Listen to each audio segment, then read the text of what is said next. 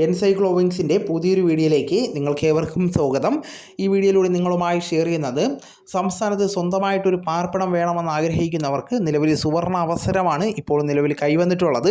അപ്പോൾ ഇതുമായി ബന്ധപ്പെടുത്തിയുള്ള കൂടുതൽ വിശദാംശങ്ങളാണ് ഈ വീഡിയോയിലൂടെ നിങ്ങളുമായി ഷെയർ ചെയ്യുന്നത്. നമ്മുടെ വീഡിയോസ് ആദ്യമായി കാണുന്ന സുഹൃത്തുക്കളാണെങ്കിൽ ആദ്യമേ തന്നെ ചാനൽ ഒന്ന് സബ്സ്ക്രൈബ് ചെയ്യുക. അപ്പോൾ നമുക്ക് വിശദാംശങ്ങളിലേക്ക് കടക്കാം. സംസ്ഥാനത്ത് സ്വന്തമായിട്ട് ഒരു പാർപ്പിടം നിർമ്മിക്കാൻ ആഗ്രഹിക്കുന്ന മലയാളികൾക്ക്, വാടക വീടുകളിൽ താമസിക്കുന്നവർക്ക്, അല്ലെങ്കിൽ ജീർണാവസ്ഥയിൽ അല്ലെങ്കിൽ പാർപ്പിടമില്ലാത്തവർക്ക് ഏറ്റവും വലിയൊരു അവസരമാണ് അവസാനിക്കാനായിട്ട് പോകുന്നത്. പ്രധാനമന്ത്രി ആവാസ് യോജന 2025 സർവേ അതിപ്പോൾ നടന്നുകൊണ്ടിരിക്കുകയാണ്. ലൈഫ് ലിസ്റ്റിൽ നിന്ന് ചില പഞ്ചായത്തുകൾ ഗുണഭോക്താക്കളെ കണ്ടെത്തുന്നുണ്ട്. മുൻപ് 2020 ലൈഫ് മിഷൻ ലിസ്റ്റിലേക്ക് അപേക്ഷകൾ സ്വീകരിച്ചത്. എന്നാൽ അതിനുശേഷം പാർപ്പിടമില്ലാത്തവർക്കൊക്കെ അപേക്ഷകൾ പിന്നീട് സ്വീകരിച്ചിട്ടില്ല. അതുകൊണ്ട് തന്നെ ആവാസ് യോജന പദ്ധതിയായിരുന്നു അവർക്കുള്ള ഏക ആശ്രയം. അതുകൊണ്ട് തന്നെ ഈ ഒരു സമയപരിധി ഇപ്പോൾ അവസാനിക്കുകയാണ്. PM ആവാസ് യോജന ഗ്രാമീൺ പദ്ധതിയിൽ ഏകദേശം കോടിക്കണക്കിന്, ഏകദേശം 5 കോടിക്കടുത്ത പാർപ്പിടങ്ങളാണ് വിതരണം ചെയ്യുമെന്ന് കേന്ദ്ര സർക്കാർ അറിയിച്ചിരിക്കുന്നത്.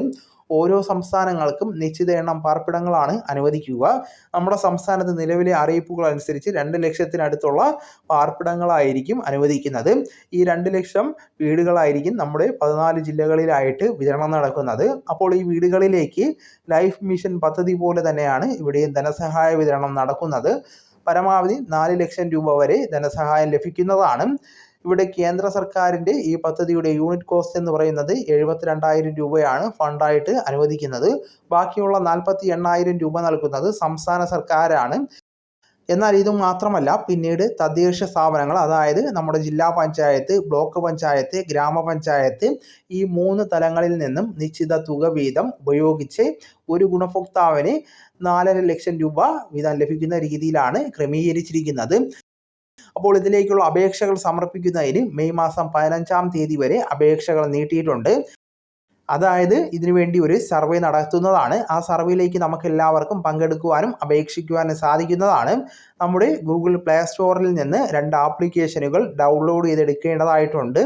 ആവാസ് പ്ലസ് എന്ന് പറയുന്ന ഒരു ആപ്ലിക്കേഷൻ, അതോടൊപ്പം തന്നെ ആധാർ ഫേസ് RD എന്ന് പറയുന്ന ഒരു ആപ്ലിക്കേഷൻ. ആധാർ വെരിഫിക്കേഷൻ ചെയ്യുന്നതിന് വേണ്ടിയാണ് രണ്ടാമത്തെ ആപ്ലിക്കേഷൻ കൂടി ഡൗൺലോഡ് ചെയ്ത് എടുക്കേണ്ടത്. 2 ആപ്ലിക്കേഷനും ഫോണിൽ ഇൻസ്റ്റാൾ ചെയ്തിരിക്കേണ്ടതാണ്. അതിനുശേഷം അപേക്ഷകൾ ഘട്ടം ഘട്ടമായിട്ട് നമുക്ക് നൽകുന്നതിന് വേണ്ടി സാധിക്കുന്നതാണ്. നമ്മുടെ മേൽവിലാസം തെളിയിക്കുന്ന രേഖകൾ, ആധാർ, അതോടൊപ്പം തന്നെ മഹാത്മാഗാന്ധി ഗ്രാമീണ തൊഴിലുറപ്പ് പദ്ധതിയിലെ തൊഴിൽ കാർഡിൻ്റെ വിവരങ്ങൾ.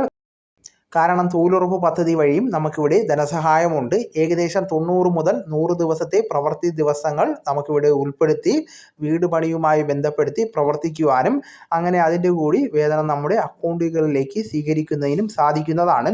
അങ്ങനെയൊക്കെയാണ് ഏകദേശം 4,35,000 രൂപയോളം നമുക്കിവിടെ ധനസഹായമായിട്ട് ലഭിക്കുന്നത്. അപ്പോൾ അതിൻ്റെ അപേക്ഷ വയ്ക്കുമ്പോൾ കൃത്യമായിട്ടും ഈ രേഖകളെല്ലാം കയ്യിൽ കരുതുന്നതിന് വേണ്ടി നിങ്ങൾ ശ്രമിക്കേണ്ടതാണ്. കൃത്യമായിട്ട് അതിൽ ചോദിച്ചിരിക്കുന്ന ചോദ്യാവലികൾക്ക് മറുപടി കൊടുക്കുന്നതിന് വേണ്ടി ഗുണഭോക്താക്കൾ ശ്രദ്ധിക്കേണ്ടതാണ്. അപ്പോൾ ഈ അവസരം നിങ്ങൾ പാഴാക്കാതിരിക്കുക. ഇനിയും ഒരു സർവേ ഉണ്ടാകുന്നത് 2029 ശേഷമായിരിക്കും. അപ്പോൾ 2025 ഇപ്പോൾ വരാൻ പോകുന്ന ഈ ലിസ്റ്റിൽ നിന്ന് അർഹതപ്പെട്ടവർക്ക് പാർപ്പിടങ്ങൾ നൽകുന്നതാണ്. അർഹതപ്പെട്ട എല്ലാവരും കൃത്യമായിട്ടും ഇതിലേക്ക് അപേക്ഷ സമർപ്പിക്കുന്നതിന് വേണ്ടി ശ്രമിക്കേണ്ടതാണ്.